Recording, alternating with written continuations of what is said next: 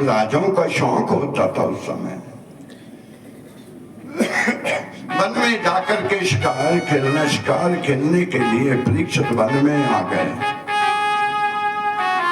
शिकार ढूंढ रहे थे, शिकार तो नहीं मिला, मगर क्या देखा, एक गैया रोते और चलाते हुए भाग रही थी। बचाओ, रक्षा करो, रक्षा करो, रक्षा करो। गौ माता रोते हुए जा रही थी। परीक्षित ने ये दृश्य देखा। उस गौ माता के पीछे एक बैल भागा हुआ रोते हुए जा रहा, मगर वो बैल ऐसा है जिसके 3 पांव टूट चुके हैं, एक ही पांव के बल वो जा रहा है। प्यारे, बचाओ, बचाओ, बचाओ। उनके पीछे एक काले रंग का पुरुष चला हुआ, हाथ में डंडा लेकर के गैया और बैल को दोनों को पीट रहा है, लेकिन दोनों भाग रहे।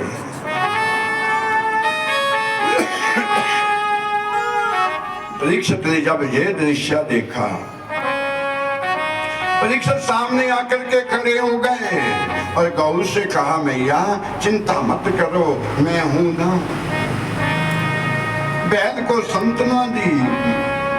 जो पीछे चला हुआ था डंडा लेकर के, काले पुरुष डंडा लेकर के पीट रहा था, उससे पूछा, तुम कौन हो? मैं तुम्हें छोड़ूंगा नहीं, तुम्हें छोड़ूंगा नहीं। खड्ग निकाल करके परीक्षित सामने खड़े हो गए। मेरे राज के बीच में गैया के ऊपर, कन्या के ऊपर, अबला के ऊपर कोई अत्याचार करेगा, मैं उसे छोड़ने वाला नहीं हूं। उसने कहा, महाराज मेरा काम ही यही है, मेरा काम ही यही है। भगवान ने पूछा, तुम हो कौन? तो उसने कहा, मेरा नाम कलयुग है, मेरा नाम कलयुग है, मेरे राज में तो ऐसा ही होगा। परीक्षित ने कहा, मैं तुम्हें काट दूंगा, तुम्हें मार दूंगा, तुम्हें रहने ही नहीं दूंगा, तुम करोगे कैसे? जैसे मारने लगे परीक्षित, कलयुग पांव में गिर गया। महाराज जब पांव में गिरा, आपने मेरे अवगुण देखे, मेरे गुण नहीं देखे। मेरे गुण भी है, अवगुण देखे। बोला, बताओ तुम्हारे क्या गुण हैं? कहा, महाराज इतने इतने बड़े युग हुए, सतयुग में पुण्य हुआ करता था, कोई पाप नहीं करता था। चलो सतयुग तो ठीक था, द्वापर त्रेता के बीच में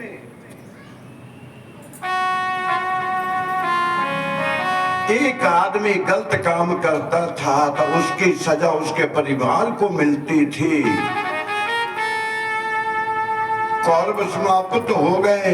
त्रेता युग के बीच में एक रावण ने गलती की, कुटुंब ही समाप्त कर लिया। न्याय थोड़ी ना, ये तो अन्याय है। परीक्षित ने पूछा, तो फिर तेरे राज में क्या होगा? कलयुग ने कहा, मेरे राज में होगा महाराज, जो करेगा सो भरेगा, जो करेगा वो भरेगा, ये मेरे राज में होगा।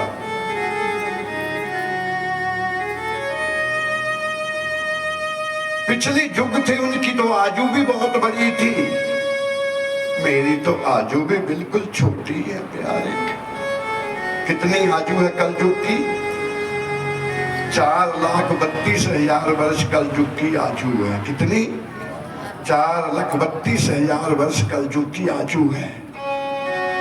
मेरी तो आजू बिल्कुल छोटी है। अभी हुआ कितना है? केवल 5,025 वर्ष का कलयुग हुआ। मानो मां की गोद के बीच में जैसे एक दिन का बच्चा हो। थोड़ी उथल पुथल हो जाए तो हम कहते हैं घोर कलयुग आ गया प्यारे, घोर कलयुग है। लेकिन कलयुग तो अभी एक दिन का बच्चा है प्यारे, जिस दिन ये कलयुग जवान होगा, हाय हाय।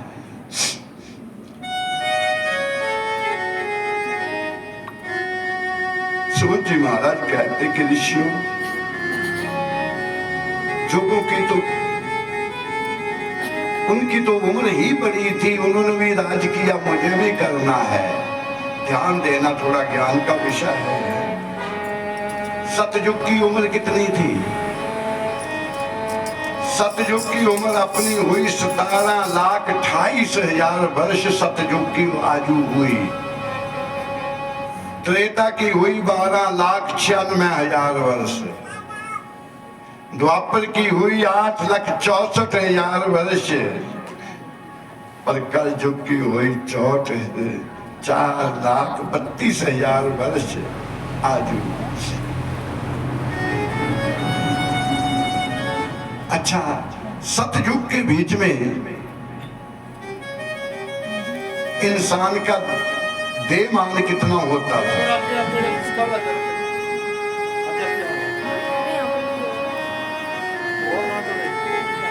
आज आगे आगे है जगह, आगे आगे हो जो थोड़े।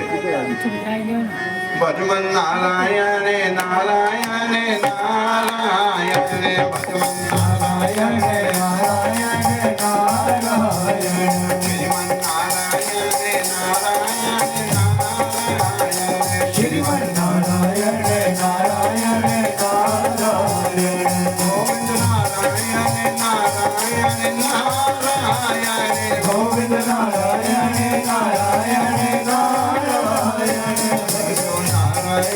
नारायण नारायण, भजो नारायण नारायण नारायण। जय जय श्री राधे। जोर से बोलना पड़ेगा, दोनों हाथ उठा करके बोलना पड़ेगा। आज तो सभी को बोलना पड़ेगा। थोड़ा जोर से बोलो ना, थोड़ा प्यार से बोलो। आइए, सूत जी महाराज कहते सतयुग के बीच में जो देहमान होती थी ना, ये 21 हाथ लंबा इंसान हुआ करता था सतयुग के बीच में। कितना? 21 हाथ लंबा ये देहमान हुआ करती थी। मानो ये 2 मंजिला मकान। और तो पौड़ियां चली चली नहीं बस हो जाती ना। 21 हाथ लंबा इंसान हुआ करता था। मानो आम तोड़ने होते थे ना, जैसे हम पिपली तोड़ते हैं वैसे वो लोग आम तोड़ते थे। जैसे सतयुग गया तो ये देहमान कम हो गई, 21 हाथ से 14 हाथ की देहमान रह गई। 14 हाथ लंबा इंसान जो होता था त्रेता के बीच में। और जैसे त्रेता गया द्वापर आया, 14 का अध 7 हाथ देहमान द्वापर के बीच में थी। और द्वापर गया जैसे कलयुग आया, 7 का अध 3.5 हाथ कलयुग में देहमान है। प्रैक्टिकल करके देख लेना, नाप के देख लेना। कभी कभी मन में सोचते हैं एक दिन का बच्चा है वो कैसे 3.5 हाथ का हो जाएगा, कैसे होगा? ध्यान देना भाइयों, जिसका शरीर होगा हाथ भी उसी का होगा। जिसका शरीर है प्रैक्टिकल करके देख लेना। गाते भी है संत लोग, कहते भी है प्यारे, 3.5 हाथ धरती तेरी, 3.5 हाथ धरती तेरी, बड्डियां जगीरा वालिया। 3.5 हाथ धरती तेरी, बड्डियां जगीरा वालिया। 3.5 हाथ धरती तेरी, बड्डियां जगीरा वालिया। 3.5 हाथ धरती तेरी, बड्डियां जगीरा वालिया। बंदा राम दे सपने नू आया,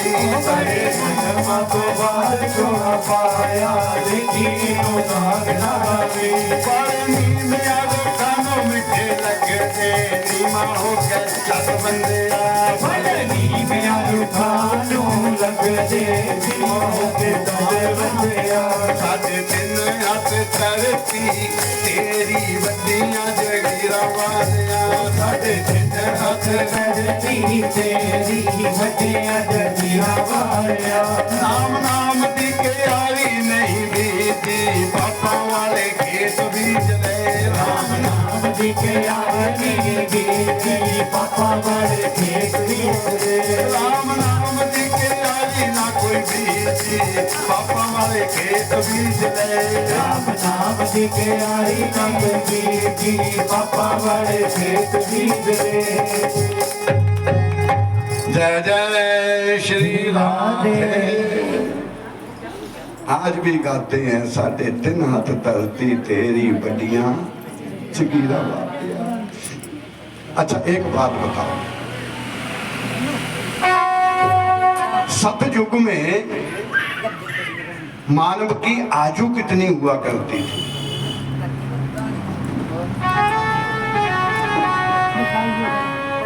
बहुत कथा सुनी आप लोगों ने।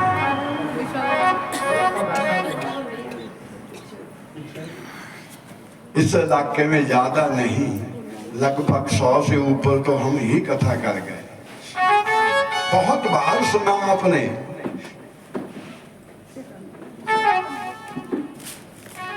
बहुत कुछ निकलता है कथा के बीच में, ध्यान देना।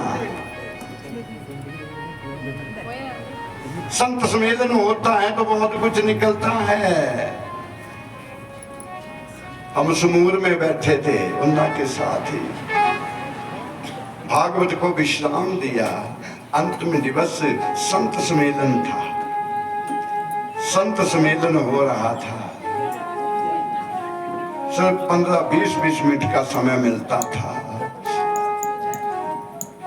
वो मुझे कहने लगे, गुरुजी भागवत तो विश्राम हो गया, संत सम्मेलन है, आपके बिना कुछ सजेगा नहीं, अरे आप आज यहीं रहो। मान गए, ठीक है, रोज सुनाते हैं, सच कहो ना तो सुनाने से सुनने में मजा आता है। जब ये गाते हैं ना, मेरा मन भी करता है मैं आपकी जगह बैठ करके सुनूं, बड़ा आनंद आता है, सुनने में बहुत आनंद है। प्यार से बोलो हरे कृष्णा हरे कृष्णा। 5वां नंबर मेरा लगा दिया।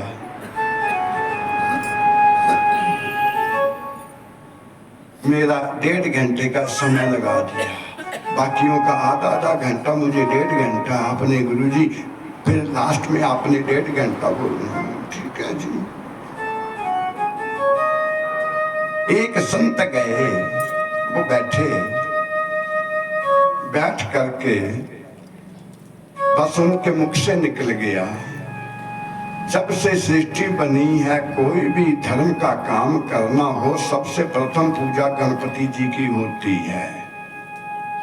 आपके जहां भी होती होगी। सबसे पहले गणपति की पूजा होती है। अरे शहरों में तो बच्चे फॉरवर्ड है। एक देवी खड़ी होगी, बीच से बोलने लगी, गुरुजी आपने कहा जब से सृष्टि चली, जब से कोई भी काम करो तो पहले गणपति की पूजा होती है। हाँ बेटे, का एक बात बताओ, जब भोले बाबा का विवाह होया था तो भी गणपति की पूजा हुई थी।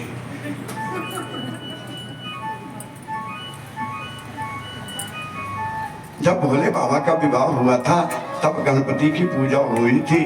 अब बाबा कुछ ना बोले। एक ही बात की चर्चा होने लगी। इतनी पब्लिक, 5-6 हजार लोग थोड़े बहुत हो तो चला, मतलब एक ही चर्चा चलने लगी। वो संत जो थे वो मंच से नीचे उतर आए, मंच सुनना पड़ गया। जिसे भी कहें वो इनकार कर दें, बाद में हमारे पास आए कमेटी वाले, गुरुजी आप चलिए। अब मैंने सोचा मेरा 5वां नंबर है, जब आएगा तब देखेंगे, लेकिन सोच मुझे भी पड़ गई, मैं क्या कहूँ प्यार।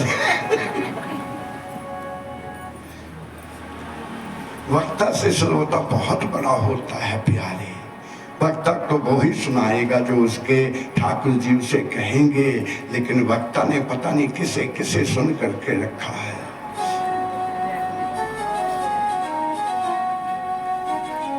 हम भी जब गए, हम प्रणाम करने लगे, हम भी रो पड़े, ठाकुर आज परीक्षा है। पता नहीं ठाकुर जी की क्या इच्छा हुई, हमने सोचा और बात सुनाएंगे जब बुला देंगे, मगर वो चर्चा वो ही क्या हुई पूजा। बैठे जाकर के चर्चा वो ही, बैठते कुछ नहीं किया। हाँ बेटे क्या पूछा आपने? गुरु जी यही पूछा कि शिव जी ने ब्याह गणपति की पूजा हुई। बेटे नाम क्या आपका? मैंने कहा बेटे नाम क्या? गुरुजी रीटा। रीटा क्या काम करते हो? गुरुजी टीचर है, दोनों मियां बीबी टीचर है, दिल्ली दोनों टीचर। हाँ बेटे क्या पूछा आपने? कहा गणपति की पूजा हुई थी शिव जी के ब्याह के बीच में। मैं कहा हुई थी। मैंने कहा हुई थी, एकदम पंडाल शांत हो गया। हुई थी। बेटे कभी इतिहास पढ़ा, कभी सुना, कभी इतिहास पढ़ा? ऐसे नहीं बोलते। गणपति की पूजा हुई थी, ध्यान देना। भोले बाबा का रिश्ता हुआ, विवाह नहीं हुआ। आज भी रिश्ता होता है, लेकिन ब्याह विवाह तो 2-4 महीने के बाद होता है। भोले बाबा का रिश्ता तो हो गया पार्वती के साथ, लेकिन विवाह नहीं हुआ। भोले बाबा को पाने के लिए माता पार्वती ने तप किया, वन में जाकर के तप किया, गुफा में जाकर के तप किया।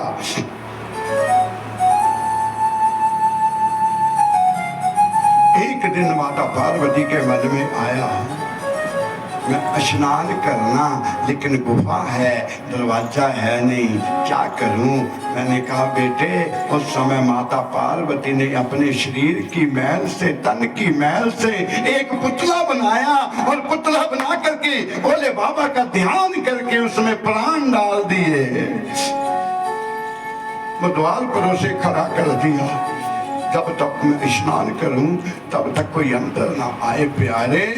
भ्रमण करते करते भोले बाबा भी आ गए। मन में सोचा जहां पार्वती तप कर रही है, जाते जाते मिले ही चलो। कभी समय होता था देख दिखाई कहाँ होती थी। आज तो देख दिखाई बाद में होती, पहले मोबाइल दे देते, बहू फोन भी कर लिया कभी कभी कभी। आया तो हुआ मेरे पहले समय में ऐसा कहा था। प्यार से बोलो हरे कृष्ण। भोले बाबा जब गुफा के अंदर, वो बालक छड़ी लेकर के खड़ा है। भोले बाबा जब अंदर जाने लगे, उसने छड़ी लेकर के रोक लिया। बाबा तुम कौन हो, कहाँ जा रहे हो? कहाँ जा रहे हो? कहा मैं अंदर जा रहा हूँ पार्वती से मिलने। पूछा कौन हो तुम? भोले बाबा ने पूछा तुम कौन हो? कहा माँ को जानता हूँ, पिता को अभी देखा ही नहीं है प्यारे। माँ को जानता हूँ, पिता को नहीं देखा। अंदर नहीं जाने दिया। भोले बाबा क्रोधित तो हो गए, इतने क्रोध हो गए, दोनों में युद्ध होने लगा। युद्ध होते होते जहां तक युद्ध होने लगा, भोले बाबा ने उस बालक का सर काट दिया। बालक का सर काट दिया, और जैसे लहू की धार अंदर गई, माता पार्वती रोते हुए बाहर आई, पुत्र का सर कटा हुआ देखा। उस समय माता पार्वती ने दुर्गा रूप धारण धारण किया, क्योंकि संतान पर चोट आती है तो दर्द माता को होता है, दर्द पिता को होता है। उस समय माता पार्वती ने दुर्गा रूप धारण किया। एक हाथ त्रिशूल सहेरी, दूसरे हाथ लंबा वाला, हाथ तीसरे खड्ग जननी, चौथे हाथ कप्पल काला, हाथ पंचमे खड्ग सुहाए, छठे हाथ मद का प्याला, हाथ सतमे ज्योत जगेरी, अष्टभुजी रट रही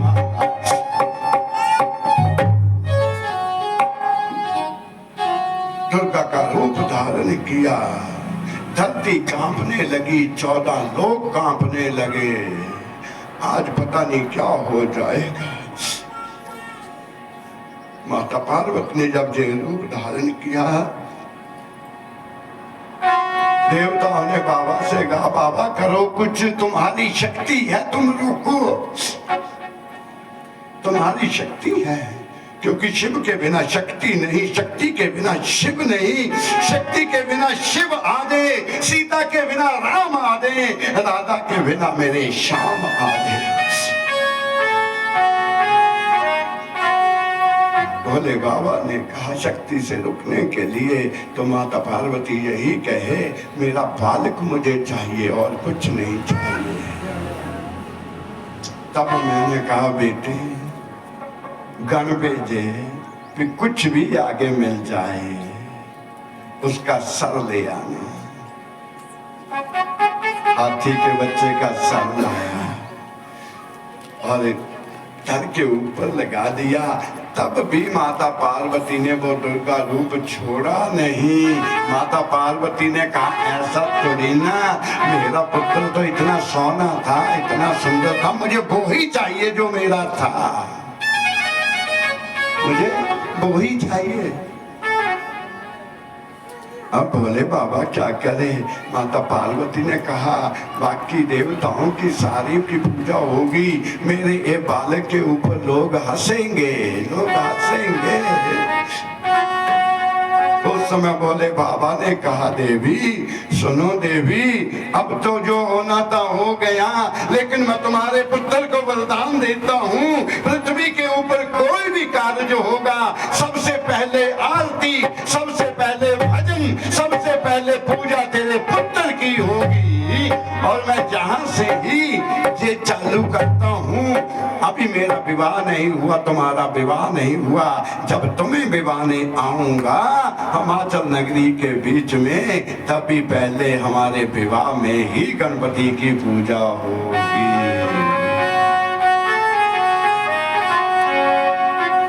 समय निकल गया, फिर वो अंदर आए। आजकल वो शिष्य भी मेरे है, वैसे दिल्ली में कथा भी उनके घर करके आया हूँ। बोलिए गोविंद भगवान की, प्यार से बोलो हरे कृष्ण। भजमन नारायण